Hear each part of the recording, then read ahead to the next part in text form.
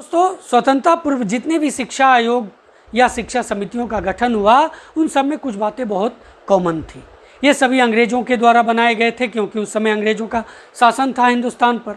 साथ ही साथ दोस्तों, इन सब में अंग्रेज़ों के हित को ध्यान में रख कर के ही भारतीय शिक्षा व्यवस्था को बेहतर करने की बात की जाती थी। लेकिन जब इसका इम्प्लीमेंटेशन होता था तो इसमें अनेक खामियां नज़र आती थी, और इन खामियों को दूर करने के लिए अंग्रेज फिर से एक नए शिक्षा समिति या शिक्षा आयोग का गठन करते थे। इस क्रम में मैंने आपके साथ शुरू से ही मैकाले के विवरण पत्र से लेकर के रेले आयोग तक की बात आपसे किया है। दोस्तों, मैंने आपको विश्वविद्यालय अधिनियम के बारे में बहुत विस्तार पूर्वक बताया है।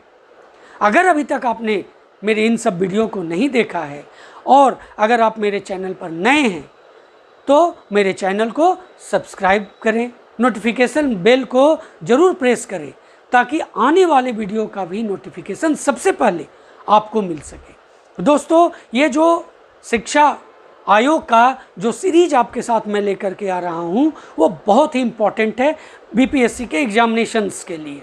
चाहे वो किसी तरह का बीपीएससी का एग्जामिनेशन हो, इन सबसे कुछ न कुछ क्वेश्चंस पूछे जाते हैं।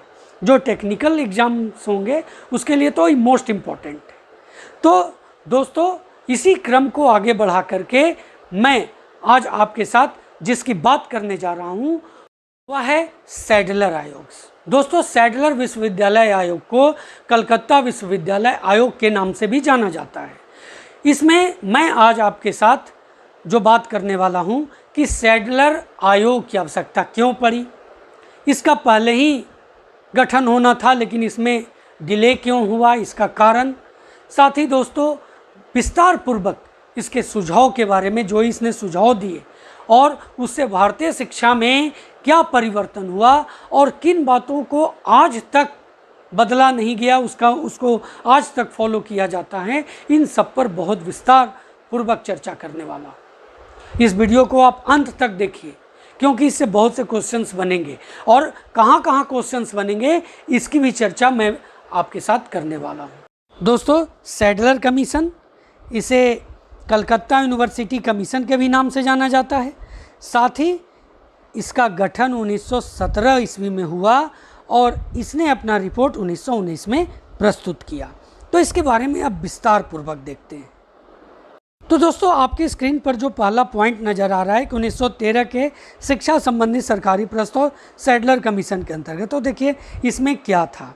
तो सन 1913 के शिक्षा संबंधी सरकारी प्रस्ताव में क्या था, तो प्राथमिक, माध्यमिक और उच्च शिक्षा की उन्नति और विस्तार के लिए बहुत से बहुमूल्य विचार व्यक्त किए गए थे, किंतु इन विचारों को व्यवहारिक रूप प्रदान करने के लिए शिक्षाविदों की सम्मति की आवश्यकता थी।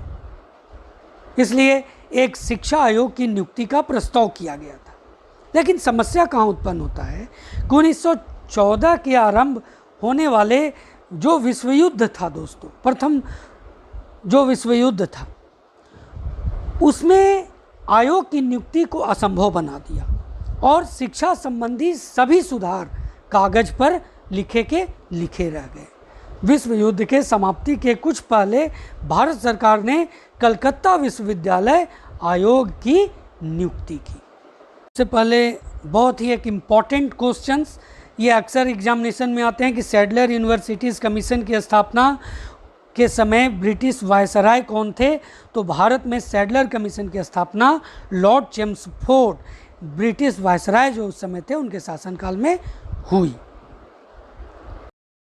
दोस्तों, तो सबसे पहले हम लोग बात करेंगे इसमें कि नियुक्ति के क्या कारण थे। तो बहुत ही महत्वपूर्ण था, इम्पोर्टेंट था इन सब में। तो देखिए स्क्रीन पर आपको नज़र आ रहा है कि 1916 में कलकत्ता विश्वविद्यालय के उप कुलपति, ये यहाँ पर आपको कुलपति लिखा हुआ है, आप उसको उप कुलपति कर लें। तो 1916 में कलकत्ता विश्वविद्यालय के उप कुलपति सर आशुतोष मुखर्जी ने विश्वविद्यालय में पीजी डिपार्टमेंट यानी स्नातकोत्तर विभाग की स्थापना की, और इस विभाग की स्थापना करके सर आशुतोष मुखर्जी एक नवीन प्रयोग का उद्घाटन करने के लिए बहुत ज़्यादा उत्सुक थे, और उनकी इच्छा थी कि जो पीजी यानी स्नातकोत्तर शिक्षण का कार्य विश्वविद्यालय में ही किया जाए। और उनकी इस इच्छा की ओर दोस्तों, उनकी इस इच्छा की ओर सरकार का ध्यान आकृष्ट हुआ और उसने स्नातकोत्तर शिक्षण के लिए कलकत्ता विश्वविद्यालय की क्षमता की जांच करने के लिए दोस्तों 14 सितंबर 1917 को कलकत्ता विश्वविद्यालय आयोग की नियुक्ति की और इस आयोग का अध्यक्ष हुए लीड्स विश्वविद्यालय के उपकुलपति डॉक्टर माइकल सैडलर और इन्हीं के नाम पर इसका नाम सैडलर आयोग पड़ा। तो दोस्तों आपने देख लिया कि इसके गठन का क्या कारण था। अब हम लोग इसके जांच के विषय की ओर चलते हैं जो बहुत ही इम्पोर्टेंट है। दोस्तों आयोग की जांच का विषय था कलकत्ता विश्वविद्यालय की स्थिति एवं आशाओं की जांच करना, उसके क्या होप है और उससे संबंधित समस्याओं का समाधान करने के लिए क्या रचनात्मक नीति बनाया जाए, इस पर विचार करना। अगर क्वेश्चन यहाँ पर सीधे आपको बोल दिया कि सैडलर यूनिवर्सिटी कमीशन जो था वो मूल रूप से किस यूनिवर्सिटी की जांच करने के लिए गठित किया गया था, तो आप यहाँ पर सीधे सीधे आप कलकत्ता विश्वविद्यालय अगर आप याद रखेंगे तो सीधे सीधे आप उसका आंसर दे सकते हैं। अब है दोस्तों कि तुलनात्मक दृष्टि से अन्य विश्वविद्यालयों की भी जांच करने का अधिकार दिया गया था। कहा गया था कि आयोग न सिर्फ कलकत्ता विश्वविद्यालय की स्थिति की जांच करे बल्कि वो अन्य विश्वविद्यालयों के भी जांच करने का पूर्ण अधिकार उसे प्रदान किया जाता है। उसने इस अधिकार के साथ साथ शिक्षा के अन्य अंगों की जांच करने के अधिकार का भी प्रयोग किया। दोस्तों उसने 17 माह तक अथक परिश्रम करके मार्च 1919 में सरकार को अपना प्रतिवेदन प्रस्तुत किया और इस आयोग ने दोस्तों बहुत इम्पॉर्टेंट चीज़, इस आयोग ने रेले आयोग और उस समय जो 1904 में जो विश्वविद्यालय अधिनियम पेश किया गया था लॉर्ड कर्जन के द्वारा, उसकी आलोचना कड़े शब्दों में की। और वीडियो के शुरू में ही मैंने आपको बताया कि ये करते क्या थे कि अंग्रेज़ों के हित को ध्यान में रख करके ये आयोग गठित करते थे और भारतीय शिक्षा के सुधार की बात करते थे और जब उसमें समस्याएं उत्पन्न होती थी तो एक शिक्षा आयोग का गठन करते थे और वो पिछले शिक्षा आयोग का निंदा करके एक नए शिक्षा व्यवस्था को सामने रखता था भारतीयों के सामने और कहता था कि हम बेहतर हैं और ये लगातार क्रम जारी था। वीडियो के शुरू में ही मैंने आपको इसके बारे में बहुत बेहतर तरीके से बताया। दोस्तों सैडलर कमीशन ने शिक्षा के लगभग सभी अंगों के विषय में अपने विचार प्रस्तुत किए। हम लोग इस महत्वपूर्ण अंगों पर उसके सुझावों और सिफारिशों पर प्रकाश डाल रहे हैं। आप एक एक करके इसके बारे में ध्यान से देखिए। पहला पॉइंट है कि इंटर व उत्तर माध्यमिक परीक्षा को माध्यमिक तथा विश्वविद्यालय शिक्षा के मध्य विभाजन रेखा मानना चाहिए।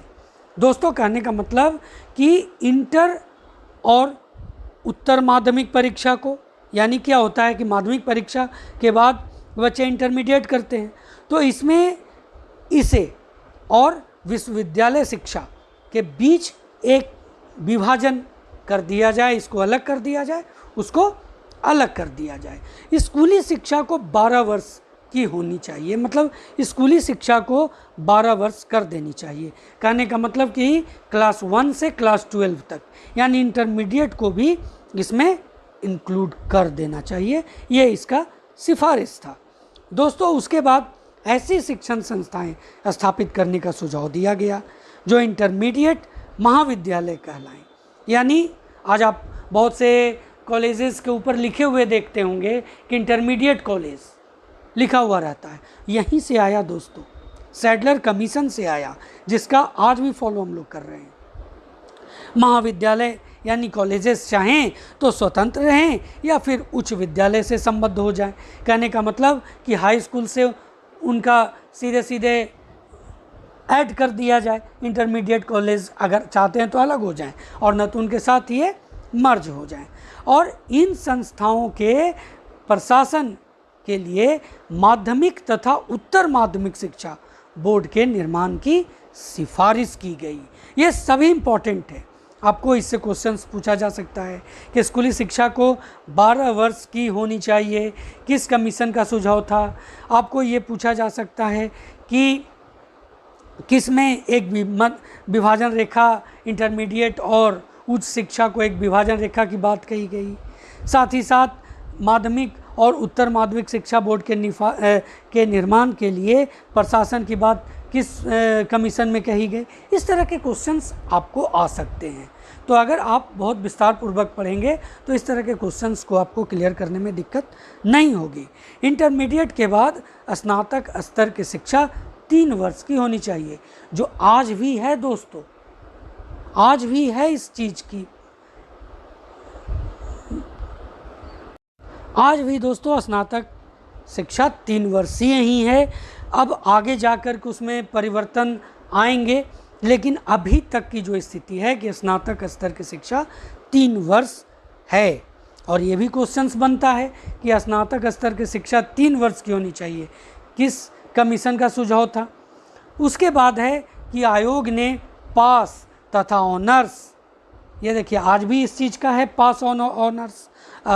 एक जनरल होता है जब आप स्नातक करते हैं और एक ऑनर्स आप करते हैं, तो पास तथा ऑनर्स और साथ ही साथ साधारण तथा प्रावीण्य सिलेबस शुरू करने का भी सुझाव दिया गया। बहुत सख्त नियम बनाने का भी सुझाव नहीं दिया गया, यानी कि इसका ध्यान रखा गया कि जितने भी पहले जो शिक्षा आयोगों का गठन किया गया था उसमें कुछ ऐसी बातें थी जो सख्त नियम और कानून का फॉलो करता था, और इसमें इस बात का ध्यान रखा गया।